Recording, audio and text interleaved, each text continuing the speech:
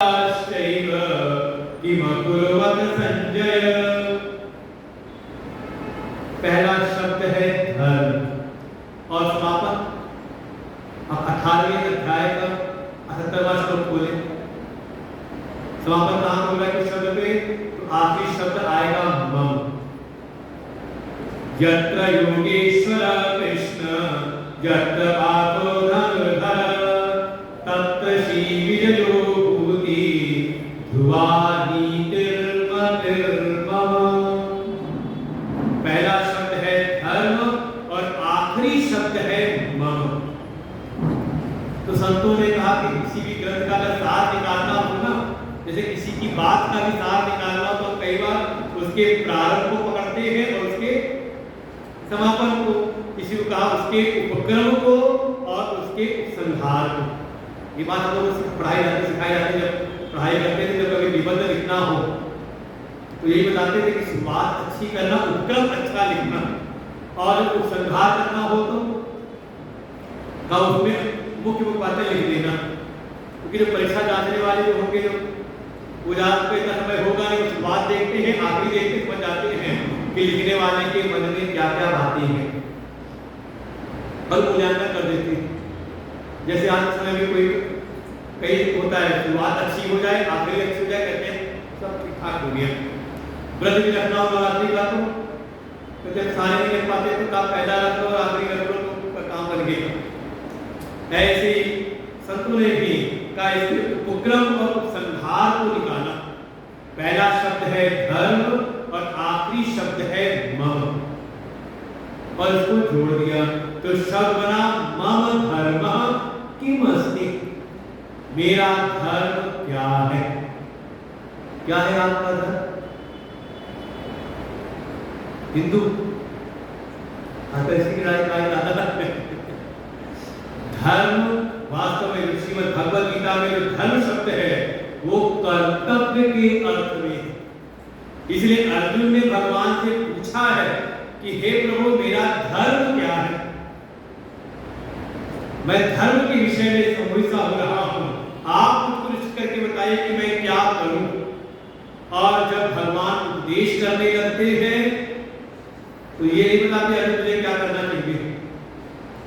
दूसरे अध्याय में भगवान ने प्रारंभ किया है तो भगवान कहते हैं अर्जुन तू अपने आप को पहचान, तू कौन है, करने वाला कौन है। हमारी बात आप देखें दूसरे अध्याय के 11वें श्लोक शुरू करेंगे तो ये बताएंगे भगवान अपने आप को पहचान, तू कौन है और जिसके लिए जो शो कर रहा है वो कौन है, उनके लिए उनको जान। तात्पर्य ये है कि भगवान जैसे प्रारंभ में ही संकेत कर रहे हैं कि जो भी हमारे जीवन में जो कभी भी जो धर्म के विषय में संशय उत्पन्न होता है तो वास्तव में वो संशय धर्म के विषय में नहीं, जो संशय कभी धर्म के विषय में नहीं होता, ये संशय कहीं न कहीं धर्मी के विषय में होता है। करने वाला कौन है? संदेह धर्म के विषय में नहीं है, ये संदेह है कि मैं कौन हूं, मैं करने वाला कर्ता कौन है, धर्मी कौन है, ये संदेह उसके विषय में है। और अगर किसी के भीतर धर्मी का संदेह मिल जाए, कर्ता के विषय में संदेह मिल जाए कि वास्तव में मैं कौन हूं, हम अपने आप का निश्चय नहीं कर पाते कि मैं हूं कौन। समस्या ये है, क्या करना ये समस्या नहीं है, समस्या का मूल कारण है कि मैं कौन हूं, हमें इसका निश्चय नहीं है। आपको इस बात का निश्चय हो जाए कि आप कौन है, मैं कौन हूं, तो अपने आप आपके व्यक्तित्व के अनुसार आपको अपने धर्म का, अपने कर्तव्य का निश्चय हो जाएगा। इसीलिए श्रीमद् भगवद गीता में भगवान अर्जुन को उपदेश करते कि तू अपने आप को पहचान कि तू कौन है। और अर्जुन भी आखिरी में यही बात अपनी निष्पत्ति देते हैं, नष्टो मोह स्मृतिर्लब्धा, कि हे प्रभु मेरे भीतर का जो अज्ञान जनित मोह था वो नष्ट हुआ और उसको अपने स्वरूप की स्मृति हो आई है कि मैं कौन हूं। और केवल स्मृति नहीं, स्थितो अस्मि, कल संदेह, हर प्रकार के जो संशय संदेह थे वो दूर हो गए और मैं अपने स्वरूप में ही स्थित हो गया हूं। इसलिए आप जो कहेंगे सो करूंगा, करिष्ये वचनं तव। तो वास्तव में जो श्रीमद् भगवत गीता है हमारे भीतर जहां कहीं भी किसी भी परिस्थिति में जो हमारे भीतर धर्म के विषय में संदेह उत्पन्न होता है, श्रीमद् भगवत गीता संकेत करती है कि ये संदेह संशय धर्म के विषय में नहीं, बल्कि ये संदेह है धर्मी के विषय में, कर्ता के विषय में। इसलिए हमारा प्रथम कर्तव्य यही है कि हम अपने आप को जाने कि मैं हूं कौन। हमारे मोदी से पूछा था एक बच्चे ने, मुझे लेकिन परीक्षा के समय ये दिल्ली की घटना है, किसी बच्चे ने पूछ लिया कि सर आप हैं कौन, तो बड़े मुस्कुरा के उन्होंने पहला जवाब तो यही दिया कि मैं भी जान नहीं पाया कि मैं हूं कौन। अपने आप को वास्तव में श्रीमद् भगवत गीता का प्रमुख प्रयोजन है स्वस्वरूप में अवस्थान, स्वरूपावस्थान। जो मैं हूं, जो मेरी वास्तविक सत्ता है, जो मेरी वास्तविक पहचान है, मैं उसको जानूं। कौन है आप, कौन हूं मैं पूछूं आप कौन है, क्या परिचय है आपका? ऐसा परिचय मत देना जो आज है कल नहीं, या जो कल था आज नहीं। ऐसा परिचय देना जो हमेशा रहता, बदलने वाला परिचय नहीं। आप देखें जो भी आप संसार में परिचय देते हो कैसा है सर, आप नाम बताओगे तो ये नाम बदल जाता है। माताएं बैठी हुई है, माताओं के नाम बदल जाते हैं। हम लोग सन्यासी, हम लोग के नाम बदल जाते हैं, सन्यास के बाद नाम बदल जाता है। आप रूप बताओ तो रूप परिवर्तित हो जाता है, आप गुण बताओ तो परिवर्तित हो जाता है, आप संबंध बताओ तो क्या है, कोई विशेषण बताओ तो सब। ये जितने भी आप परिचय संसार में देते हैं अपने, ये सब के सब परिवर्तनीय, बदलने वाले। लेकिन मैं एक ऐसा हूं जो सारे परिवर्तनों को जानने वाला। मैंने अपनी बाल्यावस्था भी देखी, अपनी युवा अवस्था भी, अपनी वर्तमान अवस्था को भी मैं जान रहा हूं। और जो जान रहा है वो नहीं बदल रहा, वो अपरिवर्तनीय रहते हुए अपने सारे परिवर्तनों को जान रहा है। तो अपने उसी वास्तविक स्वस्वरूप की, अपने आत्मस्वरूप की पहचान कराना ही श्रीमद् भगवत गीता का प्रमुख उद्देश्य है, प्रयोजन। इसी कहा स्वस्वरूप में अवस्थान करा देना। अर्जुन इसी बात में कहा स्थितो अस्मि, केवल मुझे अपने स्वरूप की पहचान ही नहीं, उसकी स्मृति ही नहीं। और देखो सीधी बात गीता जी के आधार पर कह सकते हैं, कोई भी शास्त्र, कोई भी संत आपको आपका ज्ञान नहीं कराता, करा नहीं सकता। आपको अपना ज्ञान है। अच्छा मैं हूं, आपको ज्ञान है कि नहीं? आप हो कि नहीं हो कि नहीं? अच्छा इसको जानते हो कि नहीं अपनी सत्ता को? तो कोई आपकी जो वास्तविक सत्ता का ज्ञान कोई नहीं कराता। हाँ, जो मैं हूं, जो मेरी वास्तविक सत्ता, जो मेरी वास्तविक पहचान है, उसके ऊपर जो अज्ञान की परत पड़ गई है, जो आपने अपने आप को कुछ का कुछ जान लिया है, ये जो जितने भी अज्ञान की पर्दे पड़े हुए हैं, ये जो संतों का उपदेश है, शास्त्रों का उपदेश है, वो केवल अज्ञान की परतों को दूर करता है। और जब आपके अज्ञान के सारे पर्दे कटते हैं, आपको अपने स्वस्वरूप का स्वतः अनुभव होता है। यही है गीता, श्रीमद् भगवत गीता की महिमा, पूर्णता की महिमा यही है कि श्रीमद् भगवत गीता ये जहां जहां हमने अपने आप को बैठा रखा है, जो मैं नहीं हूं उसको मैंने मान रखा है, आपको उन सब जगहों से निकाल करके आपको आपके वास्तविक रूप में अवस्थित करा देता है। यही है उद्देश्य, और कुछ नहीं। अब देखो कैसे, मैं हूं तो आत्मस्वरूप, लेकिन मैंने अपने आप को बैठा दिया कहां पर? कहां? शरीर में। शरीर को मैं शरीर बैठा दिया, पहले अब शरीर के जितने भी विकार हैं, शरीर के जो भी दोष हैं, कहाँ आ गए?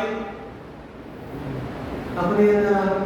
शरीर का जन्म हुआ तो लगता है कि मेरा जन्म हुआ, शरीर का मरण होगा तो, शरीर बीमार हुआ तो, शरीर वृद्ध हुआ तो, इतना ही नहीं, हमने अपने आप को शरीर से बाहर किसी वस्तु में व्यक्ति को बैठा दिया तो होता है।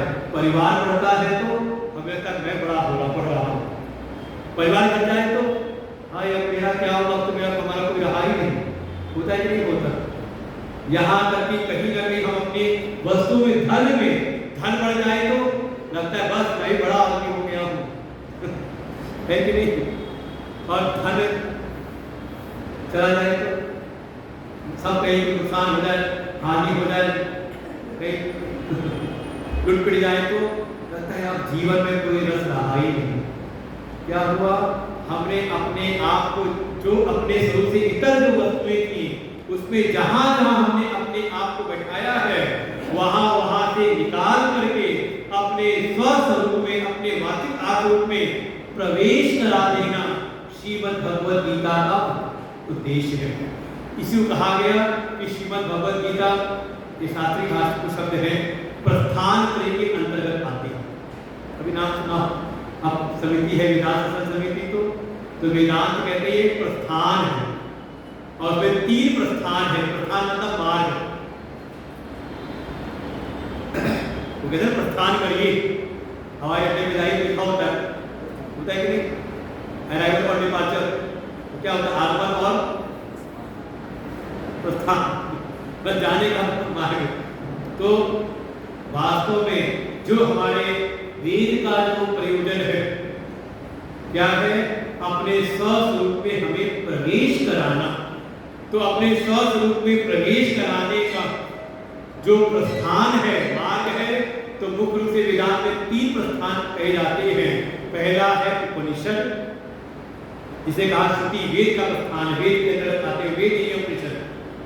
दूसरा है श्रीमद् भगवद गीता, इतनी महिमा है इसकी गीता जी की।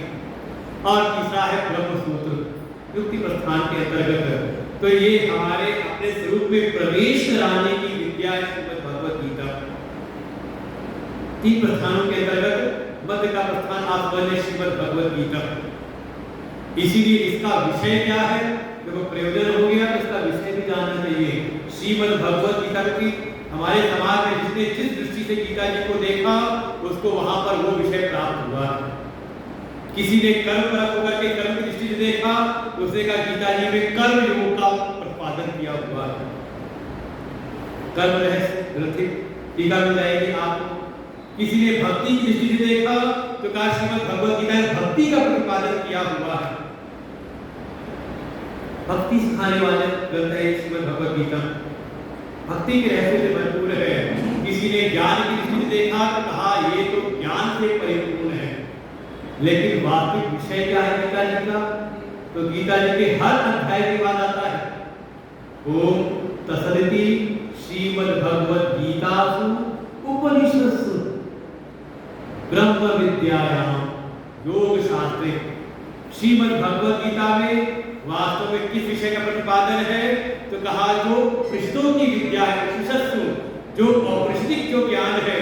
और कौन सा ज्ञान? तो कहा ब्रह्म ज्ञान, ब्रह्म विद्या का प्रतिपादन है। तो मन में आया जब उपनिषदों की विद्या ब्रह्म विद्या है तो उपनिषद पढ़ लेंगे। कहा नहीं, उपनिषद की विद्या में उसमें प्रवेश करना है तो वहां एक निश्चित योग्यता आपके भीतर होनी चाहिए। पहले तो विवेक हो, वैराग्य हो, दृढ़ वैराग्य हो, फिर श्रम दम प्रति प्रतीक्षा श्रद्धा समाधान, ये 6 संपत्तियां उनको बंद कर ले। भाई सब योग्यता मान्यताएं हैं। ये कथा वाली कथा नहीं कि गाते रहो जाते रहो बात करते रहो। बिल्कुल यहाँ बड़े इंसान के साथ बैठना है और कम से कम भगवान के मंदिर में है तो ये अपराध हो जाता है। बिल्कुल जैसे विद्यालय में क्लास चल रही हो और विद्यार्थी को बात करें, क्या है? प्रशंसनीय कार्य है।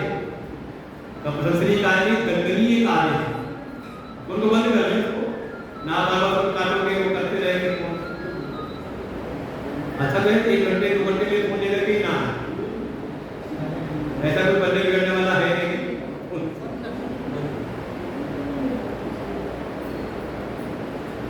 ऐसे ही सत्संग में आगे भगवान के मंदिर में आके बैठे हैं तो समझ ले यहाँ पे अगर फोन बजे तो ये प्रशंसनीय कार्य नहीं है, ये दंडनीय कार्य है और दंड देने वाले विधाता स्वयं बैठे हैं। ये हर जगह समझे हम ये कर्म का जो क्षेत्र में प्रवेश करें कर्म योग में, कर्म के क्षेत्र में आपकी मनमानी नहीं चलती। हम रोड पर चले मनमर्जी चले जहाँ मर्जी चले नियम का पालन ना करें तो आपके लिए भी समस्या है और सामने जो आएगा उसके लिए भी समस्या है। रसोई घर में मनमानी का काम करें, नियम का पालन ना करें तो समझ ले आज तक जो रसोई है ना वो समझ ले विस्फोटक सामान का लिए भरी पड़ी है उसमें गैस में कुकर है, जरा सी लापरवाही की तो जो हमारे कार्य को सुलभ कर सकती सुगम कर सकती है वही वस्तुएं वही यंत्र हमारे यहाँ दुर्घटना भी नहीं कर सकती। इसलिए कर्म के मार्ग में बहुत सावधान। मंदिर में आए हैं सत्संग में आए हैं तो वो तो आज तक चल रहा है प्रारूप को बहुत दूसरी प्रारूप नहीं है, इसीलिए कथाएं बहुत होती लेकिन जी का कल्याण उसे नहीं होता। बिल्कुल सावधानी पूर्वक फोन को पहले कह देने से लेकिन फोन को बंद कर ले, साइलेंट लिखने वाला दिखता रहता है, ये भी दोष है। तो श्रीमद् भगवद गीता का प्रयोजन तो कहा स्वस्वरूप में अवस्थान कराना। विषय क्या है? विषय है उपनिषदों में वर्णित जो ब्रह्म विद्या है। तो मन में आए तो उपनिषद में पढ़ लेंगे का उपनिषदों की विद्या प्रवेश करने पड़े, वहां पे बड़ी योग्यता चाहिए, पात्रता चाहिए। आप वेद से युक्त हो, वैराग परम वैराग्य हो, शम दम उपरति तितिक्षा श्रद्धा समाधान, ये 6 संपत्ति का नाम ही सुना करते हैं। शम मतलब मन का ऐसा नियंत्रण कि जब तक आचार्य उपदेश कर रहे हैं तो आपकी आंख इधर उधर ना हो। हम लोग बैठते हैं गुरुदेव के साथ जब पुस्तक की विद्या चलती है तो वहां तो हम लोग बैठ के पैर भी नहीं जा सकते, अपना आसन जो लग गया लगा रहे। उतना संयम मन के ऊपर नियंत्रण हो, इंद्रियों पर नियंत्रण हो, तब हो उपरत की अनावश्यक कार्यों में आपका मन ना जाए, उपरांत हो जाए संसार के विषयों से, प्रबल दीक्षा हो, सहनशक्ति की प्रबलता हो, श्रद्धा बुद्धि बिल्कुल समर्पण हो आचार्य के प्रति, प्रगाढ़ श्रद्धा और समाधान चित्त की एकाग्रता। और चौथा कहा मोक्षा, मोक्ष के आप इच्छुक भी तो हो, मुक्ति चाहिए भाव भी तो हो, नहीं तो केवल बुद्धि का विलास करके रह जाता है की कक्षाएं पे। तो विवेक हो, वैराग्य हो, सब आदि संपत्तियां हो और दृढ़ मोक्षा हो तो ऐसा वो पात्र होता है उपनिषद की ब्रह्म विद्या का। लेकिन श्रीमद् भगवद गीता की जो अपूर्णता है, महिमा है, उसमें उन्हीं उपनिषद की ब्रह्म विद्या का भी वर्णन है, साथ ही साथ वो ब्रह्म विद्या टिके कैसे भीतर। देखो उपनिषद में इस बात का वर्णन नहीं है, वहां तो मान करके आते हैं कि आपका चित्त जो आया हुआ शिष्य है उसका चित्त पवित्र है, एकाग्र है, अंतःकरण शुद्ध है, निर्मल है, एकाग्र है, ऐसा मान करके चलते हैं। लेकिन श्रीमद् भगवद गीता में भगवान ने ब्रह्म विद्या का निरूपण भी किया है, साथ ही साथ उस ब्रह्म विद्या की पात्रता कैसे भीतर उपलब्ध हो का उनके साधन भी योग शास्त्र का भी यहाँ पर निरूपण किया है। इसलिए प्रमुख तो आप कह सकते हैं जो गीता का विषय है वो ब्रह्म विद्या ही मुख्य विषय है। बाकी जो कर्म भक्ति ज्ञान की बात है तो उनका तात्पर्य केवल इतना है कि ब्रह्म विद्या के को टिकाए रखने के लिए, उस ब्रह्म विद्या में निष्ठा प्राप्त करने के लिए आवश्यकता है चित्त की शुद्धि, अंतःकरण की शुद्धि परम आवश्यक है। और अंतःकरण की शुद्धि होती है कर्म की साधना से, कर्म योग की साधना से। इसलिए भगवान ने गीता में कर्म योग का भी प्रतिपादन किया है। अच्छा चित्त निर्मल हो जाए, शुद्ध हो जाए तो पात्र हो जाएंगे? तो कहा नहीं, जो छोटा बच्चा है ना, जिसको आप कहते हैं बच्चे भगवान का रूप होते हैं। क्यों भगवान का रूप होते हैं? बस इतना ही है, क्योंकि मन अभी उनका शुद्ध है, निर्मल है। अभी दुनियादारी उनके मन में नहीं आई है, अभी संसार की जो वासनाएं, विषयों की वासनाएं उनके चित्त में नहीं आई है। मन निर्मल है, अभी लड़ता है, अभी उनके खेलने लगता है साथ में। लेकिन अगर वही बच्चा, निर्मल मन वाला बच्चा क्लास में आ जाए, गीता की क्लास में आ जाए, तो खुद चैन से बैठेगा ना, आपके मन को चैन नहीं देगा। जैसे आपके बच्चा ले आते हो ना अपने पर्स में, जेब में मोबाइल, बच्चा ही है आता, कब रोने लग जाए तो पता नहीं। और कई बार आप ऐसा करते हो, घुराता रहता है, क्या है? हाँ, मन तो शुद्ध है लेकिन एकाग्र नहीं। तो उस ब्रह्म विद्या के तो जैसा ज्ञान है वैसी योग्यता अनिवार्य रहती है। तो उस ब्रह्म विद्या के मन की शुद्धि की आवश्यकता है। तो कर्मयोग का प्रतिपादन भगवान ने किया है गीता में, और लगभग प्रारंभ के 6 अध्याय कर्मयोग पर है। इसीलिए 6वां अध्याय बिल्कुल है आत्म संयम योग, कैसे हम अपने भीतर प्रवेश करें। और उसके बाद ही 7वें अध्याय में भगवान जो सूत्र रखते हैं, भक्ति के सूत्रों को रखते हैं। और 12वें अध्याय तक 6 अध्यायों में भक्ति योग का प्रतिपादन, 6ठे अध्याय का नाम ही है भक्ति योग। भगवान कह रहे हैं ये जो भीतर अंतःकरण है इसकी शुद्धि भी आवश्यक है, और साथ ही ये एकाग्र भी हो। और भक्ति की साधना के द्वारा ही हमारा मन बुद्धि एकाग्र होती है। इसे देखिए, भक्ति कुछ भी करेंगे का नाम भक्ति नहीं होता। भक्ति में कुछ साधन अनिवार्य होते हैं, जिसमें पहला ही है का इष्ट की प्राप्ति, कोई इष्ट होने के लिए। जो कहते हैं सबको मानते हैं ना, उनको कहते हैं कि भक्ति के बाद में प्ले स्कूल में खेलना कूदना शुरू किया। पहली अनिवार्यता है इष्ट की प्राप्ति, कोई अपना इष्ट होना चाहिए कि नहीं होना चाहिए। ये जो कहते हैं हम सबको मानते हैं, ये बहुत प्रारंभिक स्तर है। नहीं तो आप कल्पना करें, हम आपके सामने किसी आदर्श भक्त का नाम लेंगे, आपको उसके इष्ट का नाम याद आ जाएगा। नाम ले अगर मीराबाई का, तो किसका ध्यान है? दुर्गा मैया का, काली मैया का, किसका नाम याद आएगा? किसका? हाँ, कृष्ण। नाम ले ले तुलसीदास जी का, तो अपने आप आ रहा है ना? क्यों आ रहा है? हम कहे सूरदास, अच्छा सूर्य के कृष्ण और मीरा के कृष्ण अंतर है कि उसमें भी अंतर है। हम एक इष्ट तय नहीं कर पाते, और ऐसे ऐसे भक्त हैं कि जो इष्ट अपने भगवान के भी एक स्वरूप का चिंतन करते हैं। जो सूर्य है उनके इष्ट हैं बाल गोपाल, लड्डू गोपाल, उनके सारे पद आपको बाल गोपाल के मिलेंगे। एक आध अखबार में मिल जाए बात अलग है, लेकिन उनके जो इष्ट है वो बाल गोपाल ही है, लड्डू गोपाल, मैया में तो चंद्र चौदह। और मीराबाई जी के उनको छोटे वाले पसंद नहीं है, उनको युद्ध में चलाने वाले नहीं पसंद है। कौन? का यौवन अवस्था को जो प्राप्त हुए हैं, मेरे तो गिरधर गोपाल, दूसरों न हुए। एक इष्ट हो, एक गुरु हो, सभी संत आदरणीय वंदनीय हैं, लेकिन मन में अगर कहीं संशय संदेह है तो उसके निवारण के लिए हमारी श्रद्धा किसी एक के प्रति हो जाए।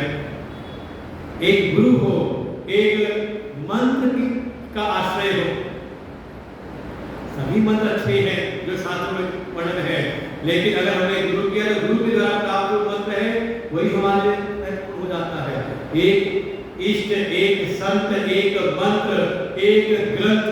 कभी कोई ग्रंथ हमारे लिए प्रमाणित ग्रंथ अपने जीवन में हो, जैसी अपनी युक्ता हो, कृष्ण हो, गीता हो, रामायण हो, भागवत हो, शिव पुराण हो, और कम से कम कोई एक व्रत भी हो, नियम हो जिसको हम हर समय पालन करें। कभी व्रत नियम से अपने जीवन में होना चाहिए। तो भक्ति का जो साधन है वो हमारे मन बुद्धि को एकाग्र करने के लिए है। इसलिए भगवान भक्ति योग का भी प्रतिपादन करते हैं। और साथ ही उस ब्रह्म विद्या में प्रवेश के लिए देखो अंतर्गत शुद्धि हुई कर्मयोग से, एकाग्रता आई भक्ति योग से, लेकिन शुद्ध और एकाग्र मन से ही प्राप्ति नहीं होगी, निष्ठा नहीं होगी। उस ब्रह्म विद्या में निष्ठा उत्पन्न विचार के द्वारा थोड़ा विचारों का मंथन भी हो, जो भी उस आत्म स्वरूप में प्रवेश कराने के विचार हैं, जो भी उस ब्रह्म स्वरूप में प्रवेश कराने के विचार हैं, उसका थोड़ा हम चिंतन करें, मंथन करें, तो फिर उसमें इसकी प्राप्त होती है। उसके लिए भगवान 7 अध्यायों में ज्ञान योग का भी प्रतिपादन करते हैं, लेकिन मुख्य प्रतिपाद्य विषय है ब्रह्म विद्या, और उसका निरूपण भगवान कहीं ना कहीं संकेत दूसरे अध्याय में ही, क्योंकि श्रीमद् भगवत गीता में दूसरा अध्याय है। जैसे पहला अध्याय तो कहते हैं अधिकारी निरूपण, अधिकारी कैसे हम अधिकारी बनकर के जाएं गुरु के शरण में, और वही दूसरे अध्याय का नाम समझ लें, ये है साध का निरूपण। दूसरे अध्याय में एक प्रकार से भगवान ने पूरी श्रीमद् भगवत गीता की प्रस्तावना उपस्थित की है। इसलिए श्रीमद् भगवत गीता का दूसरा अध्याय आसान नहीं, कठिन बहुत है, और इसमें समग्र विषय, इसमें कर्म का विषय आएगा, इसमें भक्ति भी, इसमें ज्ञान का भी, और मुख्य प्रतिपाद मुख्य जीवन का लक्ष्य है उसका भी निरूपण भगवान कर देते हैं। ऐसा ब्राह्मी पाठ नैनाम प्राप्त मुह्यति सिद्धास्याम अंतकाले भी ब्रह्म निर्वाण गच्छति। दूसरे अध्याय का अंतिम श्लोक है कि हे अर्जुन, ये जीवन में ब्राह्मी स्थिति है, जो कोई ब्राह्मी स्थिति को प्राप्त कर लेता है उसके जीवन में कभी भी फिर मोह नहीं आता। ब्राह्मी स्थिति अपने ब्रह्म स्वरूप में स्थिति हो जाना, ब्रह्म पद की प्राप्ति कर लेना, एक बार उसको ज्ञान के द्वारा, कर्म के द्वारा अंतर्गत शुद्धि, भक्ति के द्वारा एकाग्रता करते हुए, ज्ञान का विचार मंथन करते हुए जो एक बार उस ब्रह्म स्थिति को प्राप्त कर लेता है, उसके जीवन में फिर कभी मोह नहीं आता। देखो भगवान ने पहचान लिया अर्जुन की कुमारी को कि अर्जुन के चित्त में मोह उत्पन्न हुआ है, और भगवान दूसरे अध्याय के अंतिम श्लोक में कह देते हैं कि एक बार उस ब्रह्म स्थिति में कोई प्रवेश कर जाए, अपने आत्म में प्रवेश कर जाए, तो उसके जीवन में फिर कभी मोह उत्पन्न नहीं होता। और उस स्थिति में कोई कहे कि अब तो हम बिल्कुल अपने जीवन के बिल्कुल अंतिम पड़ाव में हैं, अब क्या करेंगे, अब बिल्कुल समय चलने का ही है। भगवान कहते हैं अगर कोई अंत समय में भी हो जाए, स्थित्वा श्याम, उस स्थिति में स्थित हो जाए, और अंत काले भी, अंतिम अवस्था में भी अगर वो स्थित हो जाए, तो ब्रह्म निर्वाण गच्छति, वो ब्रह्म निर्वाण को, मोक्ष की प्राप्ति कर लेता है। वास्तव में देखें श्रीमद् भगवत गीता हमें मोह से, मोह के क्षय तक की यात्रा कराती है, और मोह के क्षय का नाम ही है मोक्ष।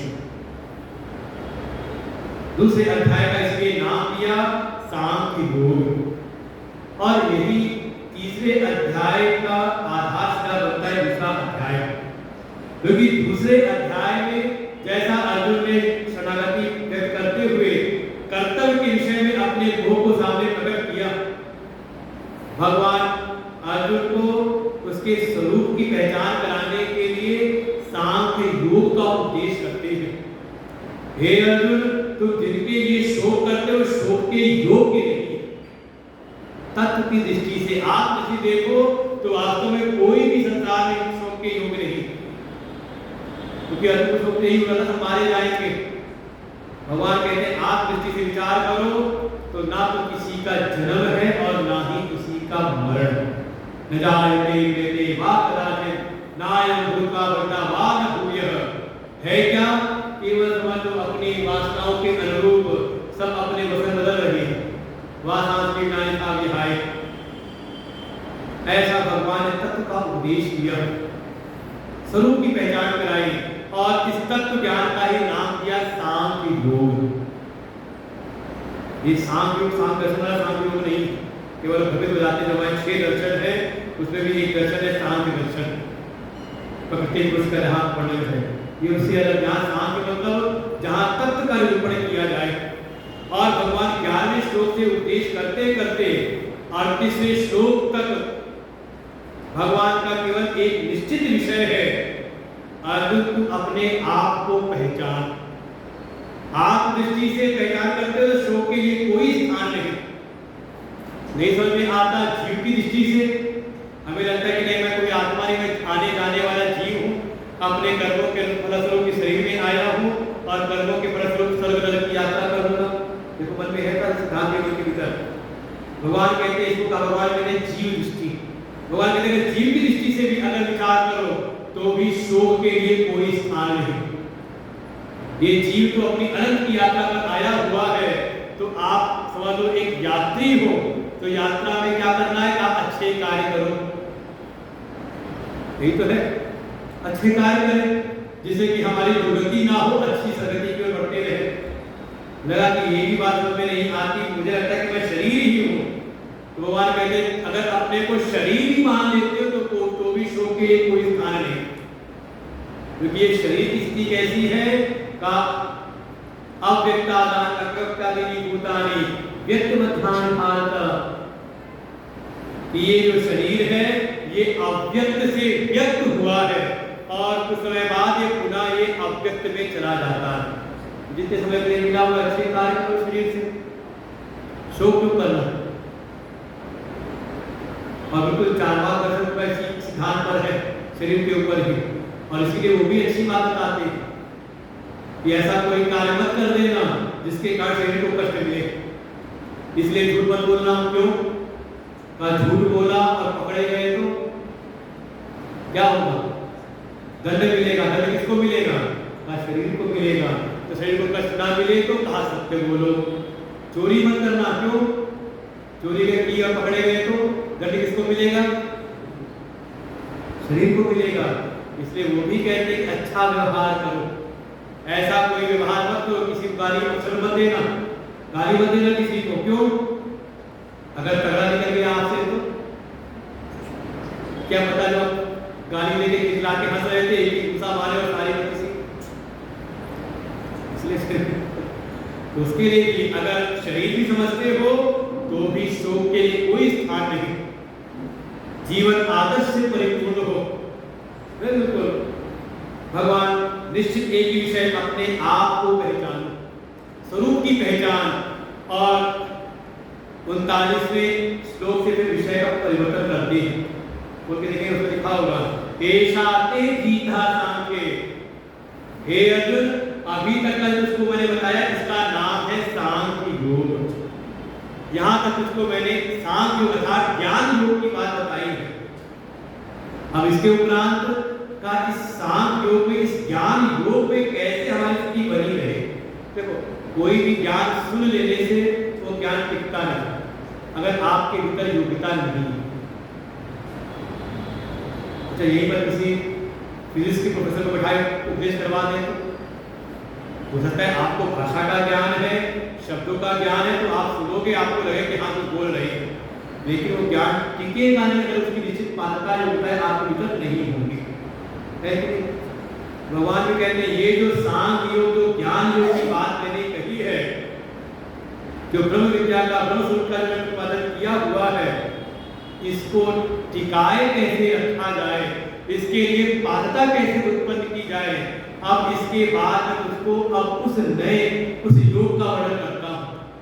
तो यहाँ दो प्रकार की बुद्धि हो जाएगी, एक सांख्य बुद्धि और दूसरी योग बुद्धि। यहाँ तक मैंने उसको सांख्य बुद्धि का प्रतिपादन किया। अब इसके बाद योग बुद्धि अर्थात कर्म योग की बुद्धि को बताता हूँ। और यही से भगवान फिर दूसरा विषय लेते हैं, कर्म योग का विषय। पहले इसकी महिमा गाते हैं। नेहा विक्रमनाशोस्ति प्रत्यवायो न विद्यते स्वल्पम अप्यस्य धर्मस्य त्रायते महतो भयात्। थोड़ी कर्मों की महिमा गाई है कि इसमें कर्म में कुछ दोष होते हैं।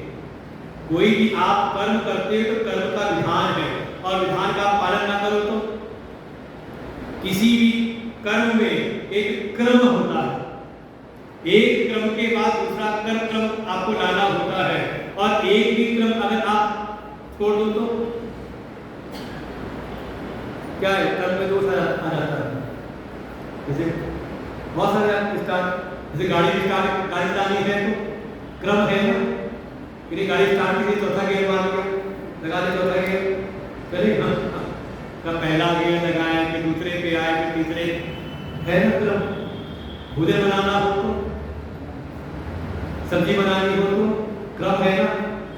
क्या क्रम है, सब्जी काटी और कढ़ाई में भर दिया, फिर उसमें तेल डाल दिया, फिर जीरा हल्दी ठीक है, क्या बनेगा? कहा बन जाएगा कुछ ना कुछ, लेकिन जो चाहता है वो ना बन पाए।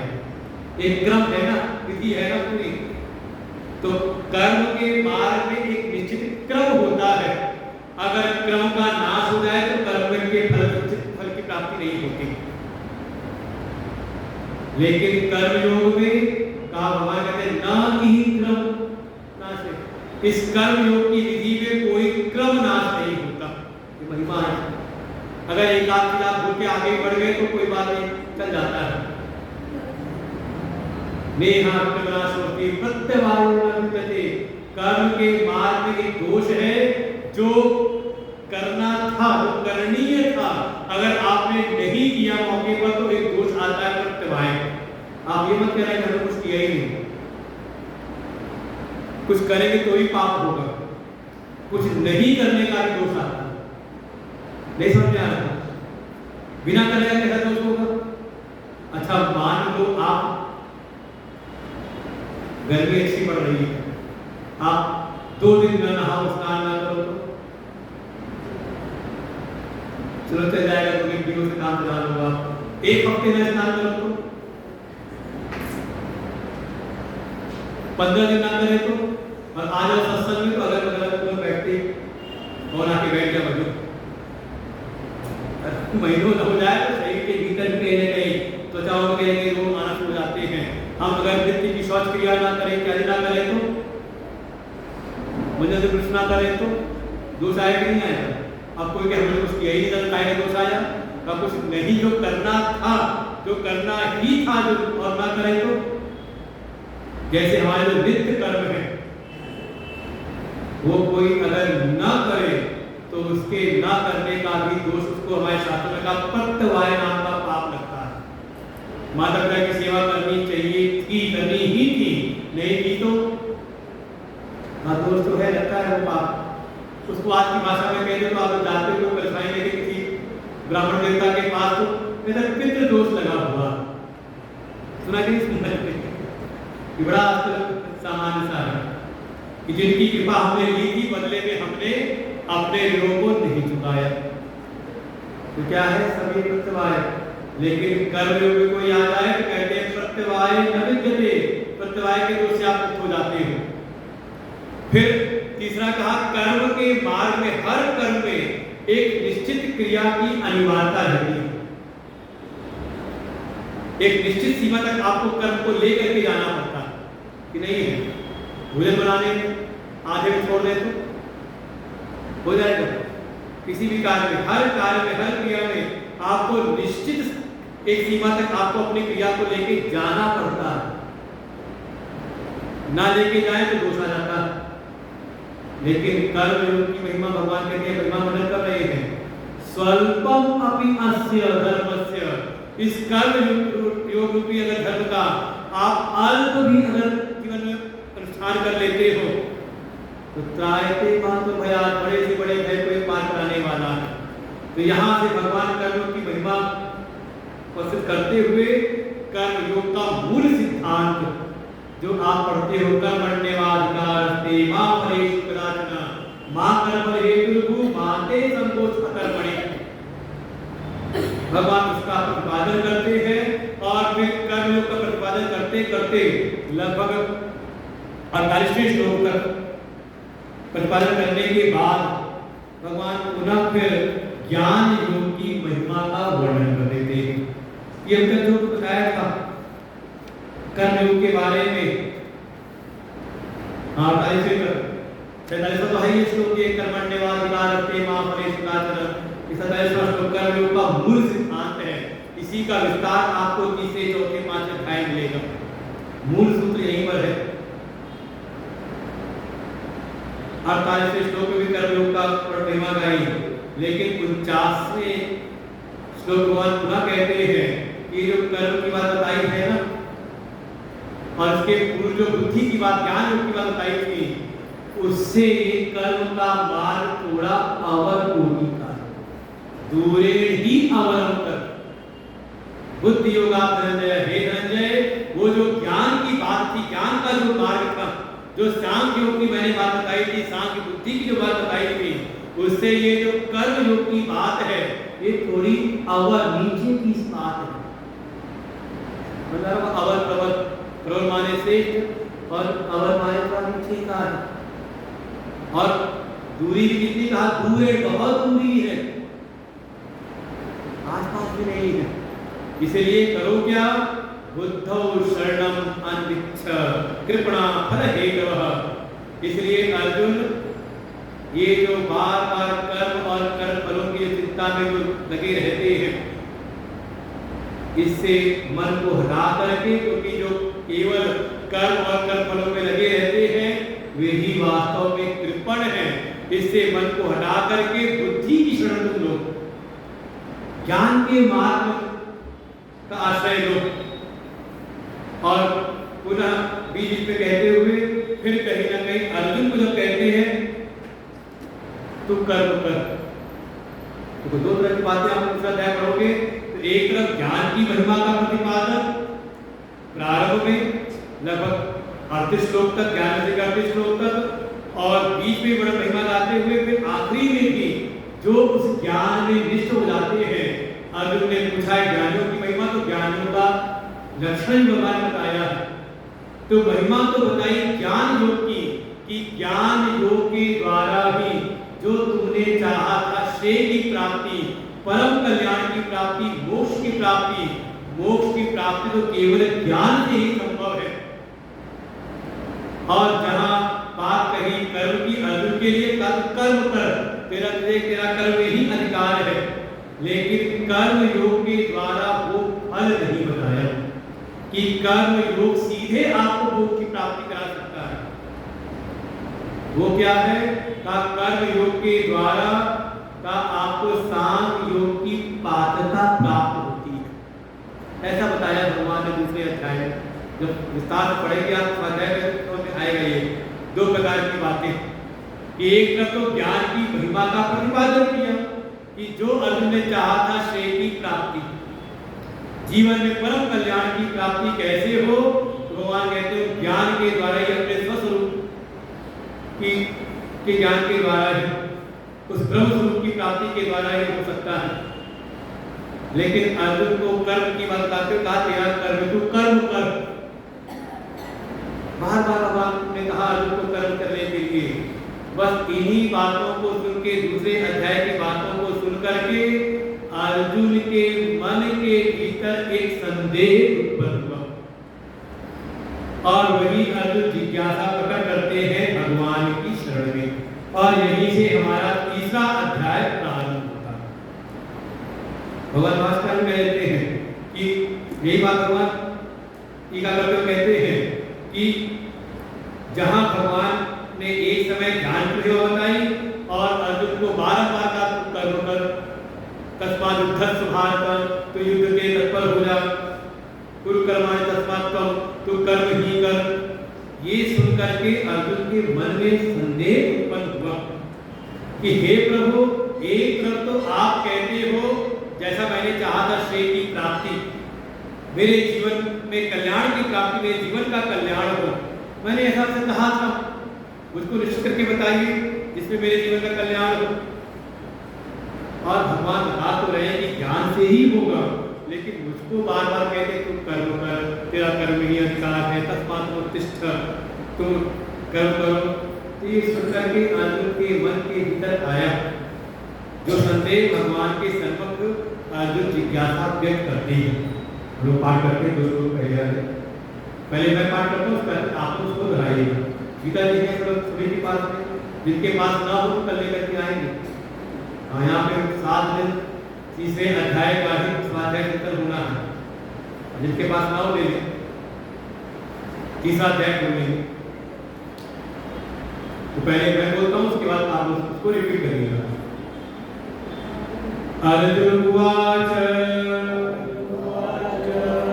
जायसी चेत् कर्मणस्ते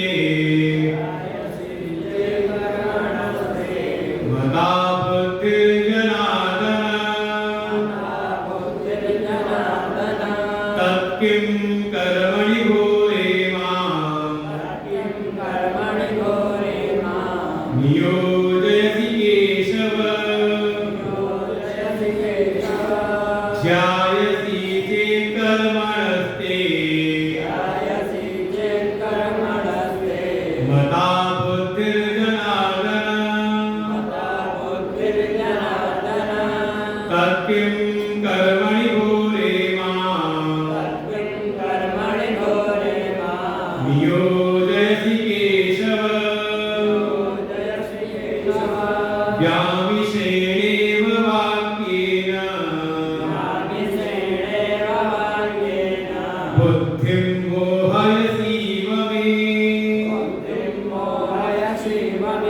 तदेकं वद निश्चित्य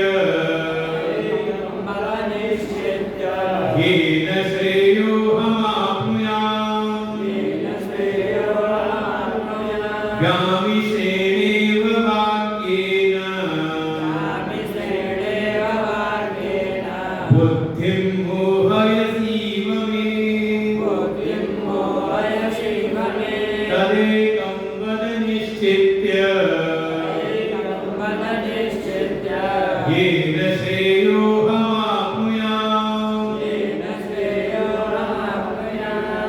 अर्जुन की जो एक निश्चित जो उनका एक भाव है अर्जुन का, आप देखिए पूरी गीता में अर्जुन दिखते नहीं भाव से।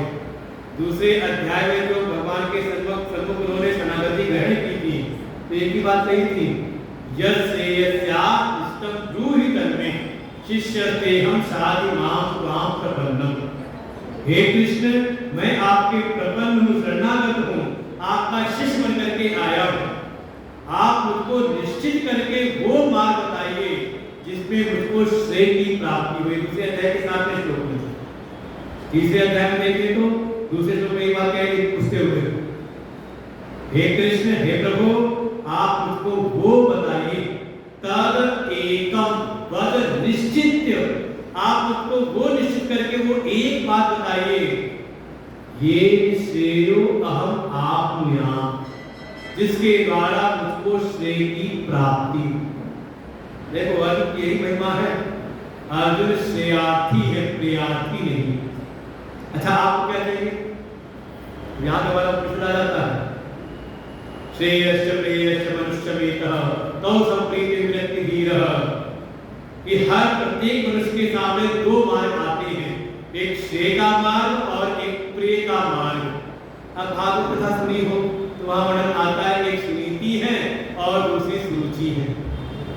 सुनी की कथा है, किसकी पत्नी आती है? हमने पूछा पत्नियां किसकी थी, माता ने पूछा। हाँ जो भागवत अध्याय में आप उत्तानपाद की दो पत्नियां थी, कौन? सुनीति और सुरुचि। ये हमारे वैदिक सिद्धांत है भागवत जी में। उत्तानपाद, जिसके पाद जो पैर हैं उत्तान ऊर्ध्व गति की ओर हो, जो भी अपने जीवन को उत्कर्ष की ओर ले जाना चाहता है, उसकी सामने दो पत्नियां रहती, सुनीति और सुरुचि। वेद उपनिषद कहेंगे श्रेय और प्रिय। अच्छा दोनों के पुत्र देखें, सुनीति के पुत्र हैं ध्रुव, ध्रुव माने अतल, और सुरुचि के पुत्र हैं उत्तम।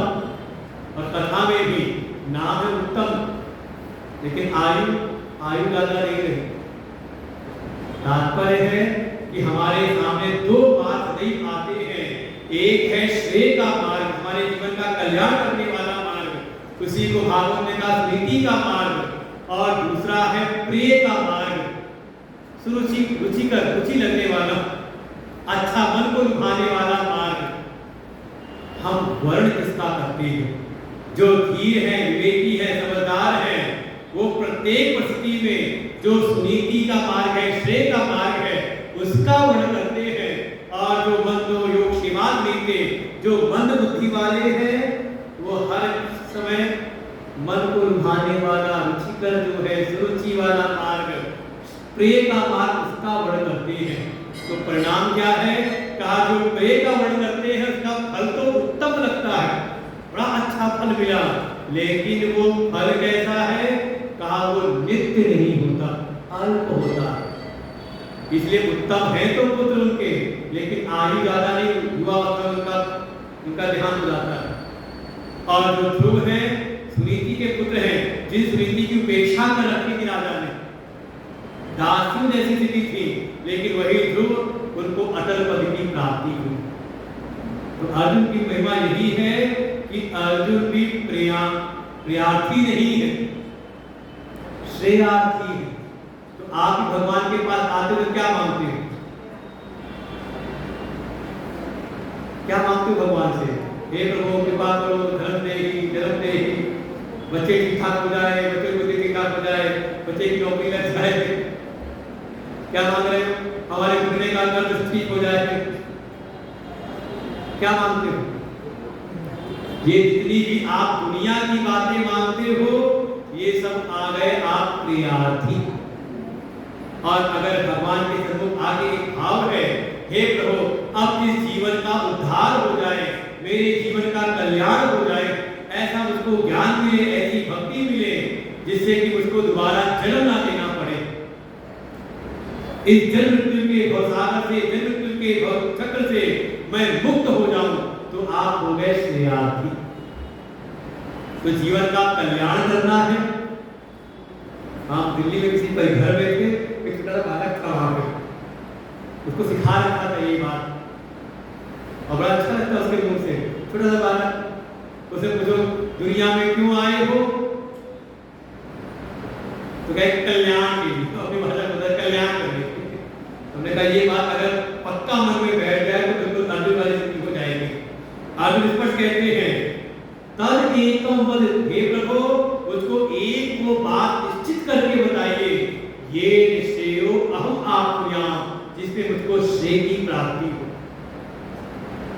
लेकिन जो मन में संदेह था वो व्यक्त किया है कि हे प्रभु ते मता चेत कर्मणः ज्यायसी बुद्धि। हे प्रभु अगर आपके मत में, जैसा आपने पूर्व के दूसरे अध्याय में कहा है कि आपके मत में कर्म की अपेक्षा जो ज्ञान है, बुद्धि का जो मार्ग है, ज्ञान का जो मार्ग है, वो ज्यायसी श्रेष्ठ है, तो फिर हे प्रभु हे जनार्दन, और तो संबोधन में बड़े प्रेम से लेते हैं, हर जगह अलग अलग है। जनार्दन के कई सारे भाव है। एक तो ये है जो अपने जन के आर्थ भाव को दूर, आर्थ को दूर कर, संकटों को दूर कर दे, और एक भाव और भी है जो अपने जन को अपनाने से पहले थोड़ा रगड़ते भी हैं। क्यों रगड़ते हैं? ना परीक्षा तो लेते हैं। मुनि का नाम है जनार्दन। हे प्रभु हे जनार्दन, आप एक तरफ तो कहते हो कि कर्म से ये ज्ञान का मार्ग ज्यायसी श्रेष्ठ है, आपके मत में श्रेष्ठ है, तो फिर क्यों मां घोरे कर्मणि नियोजसी, फिर मुझको इस घोर कर्म में क्यों लगाते हैं? हे केशव आप क्यों मुझको ऐसा करते हैं? अगर आपके मत में ज्ञान ही श्रेष्ठ है तो उसको सीधे ज्ञान में लगा दो, आप ये कर्म में क्यों लगाते हो? कर्म भी कैसे? कोई सेवा का कार्य नहीं है, यहाँ युद्ध का कार्य करना है, लोगों को मारना है, ऐसा कार्य, ऐसे कार्य में आप मुझे क्यों लगाते हैं? हे प्रभु मैं तो आपके पास इसीलिए आया था कि मेरी बुद्धि का ये बोझ दूर हो जाए, लेकिन आप ये मिली जुली हुई सी ऐसी बातें करते हैं। मैं आया था अपनी बुद्धि के मुंह को मिटाने के लिए, उसको आप अलग करके निश्चित करके एक मार्ग बता दीजिए, लेकिन आप एक बार कहते हो ज्ञान का मार्ग श्रेष्ठ है, लेकिन अर्जुन तू कर्म कर। एक ज्ञान का मार्ग है, एक कर्म का मार्ग है, और कर्म के बाद से ज्ञान का मार्ग श्रेष्ठ है, लेकिन तू कर्म कर। ये तो वैसे ही हुआ जैसे किसी ने रास्ता पूछा, उसने कहा दो रास्ते हैं, एक तो ये वाला रास्ता है बड़ा अच्छा है, लेकिन तू याद रास्ते से जा, बड़ी दिक्कतें इस रास्ते में आती है। तो गूगल में किया तो वो दिखता है, तो कई बार दो रास्ते दिखा दे तो समझ नहीं आता, आप भी गए तो भटके खूब उल्टे रास्ते में चले गए। दिखाया कि वहां पे बिल्कुल रास्ता साफ है, कोई ट्रैफिक नहीं, वहां पर बिल्कुल क्लीन एकदम नीला दिखाई दे रहा था, और दूसरे में कहीं पीला कहीं लाल, तो मन में लगा ये नीला में चलते हैं सीधे जल्दी पहुंच जाएंगे। आगे गए तो देखा वहां लैंडस्लाइड हो रही थी, रास्ता ही बंद था, तो मन में आया लैंडस्लाइड हो गई, रास्ते में कोई जाएगा जाम मिलेगा कहाँ, तो वापस उल्टा पकड़ना नीचे आए पहाड़ के रास्ते पर। ऐसा ही अर्जुन ने कहा हे प्रभु ये आप दो बात के, मैंने आपसे एक बात कही थी, मैं पहले भी कह के आए थे, निश्चित करके उसको एक मार्ग का मार्ग बताइए, लेकिन आपने दो मार्ग उसको बताए कि एक ज्ञान का मार्ग है और एक कर्म का मार्ग है, और उसमें भी चलो दो मार्ग भी अच्छी बात है, उसमें भी आपने ज्ञान के मार्ग की ज्यादा महिमा बताई और वैसी महिमा आपने कर्म की नहीं बताई। और उसके बाद तीसरी बात है जो मुख्य समस्या ये है कि आप उसको कर्म के मार्ग में कहते तुम कर्म कर, बार बार भगवान कहते तुम कर्म कर। ये तो लगता है जैसे आप बड़ी मिली जुली हुई सी बातें कह रहे हैं। मैं आया था आपके शरण में अपने बुद्धि के मोह को मिटाने के लिए, और मुझे तो ऐसा लग रहा है कि आपकी बातें सुनकर के मेरी बुद्धि और भी ज्यादा मोहित सी हो रही है। हे प्रभु कृपा करो। अरे कमल निश्चित, उसको ज्यादा नहीं सुनना, उसको तो बस आप निश्चित करके वो एक बात बताओ जिसमें मेरा कल्याण हो। और ऐसे प्रश्न के साथ में ये तीसरा अध्याय प्रारंभ होता है।